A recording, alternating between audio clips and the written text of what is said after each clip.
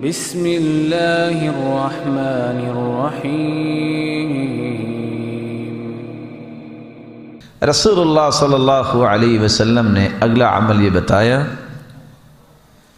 احب الاعمال الی اللہ ان تموت ولسانک رطبا من ذکر اللہ۔ سب سے محبوب عمل یہ ہے تمہیں موت آئے تو تمہاری زندگی کے رویے یہ ہوں، تمہاری زبان اللہ کے ذکر سے ہر وقت تر رہے۔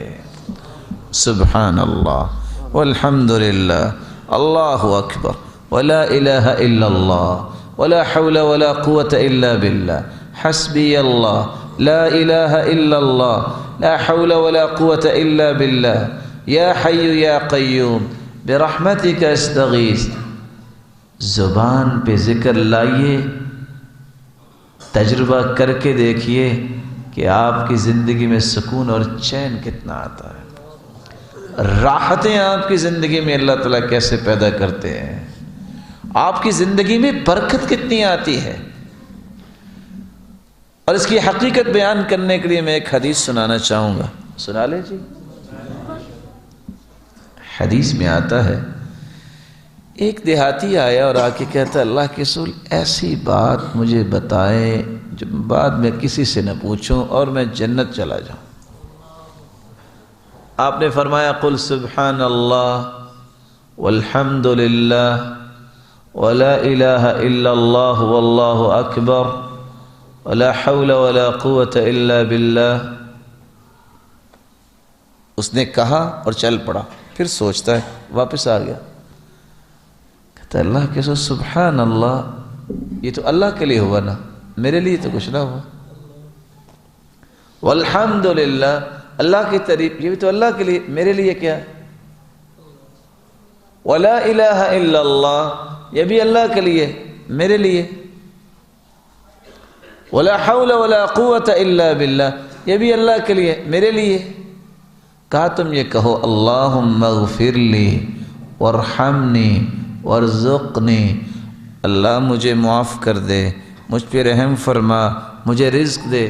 وہ پھر سوچتا ہے، اللہم اغفر لی، معاف تو اللہ نے کرنا ہے، میرے لیے کیا۔ رحم بھی اللہ نے کرنا ہے، میرے لیے۔ رزق بھی اللہ نے دینا ہے۔ اللہ کے رسول فرماتے ہیں، جب تم کہو گے نا اللہم اغفر لی، اللہ ساتھ ہی کہہ دیں گے قد فعلت، میرے بندے میں نے کر دیا معاف۔ جب تم کہو گے اللہم ارحمنی، اللہ مجھ پہ رحم فرما، اللہ فرمائیں گے قد فعلت، میرے بندے میں نے رحم کر دیا۔ اللہم ارزقنی، اللہ مجھے رزق دے، اللہ فرمائیں گے قد فعلت، میرے بندے میں نے رزق دے دیا۔ اس لیے سبحان اللہ عدد خلقہ، آگے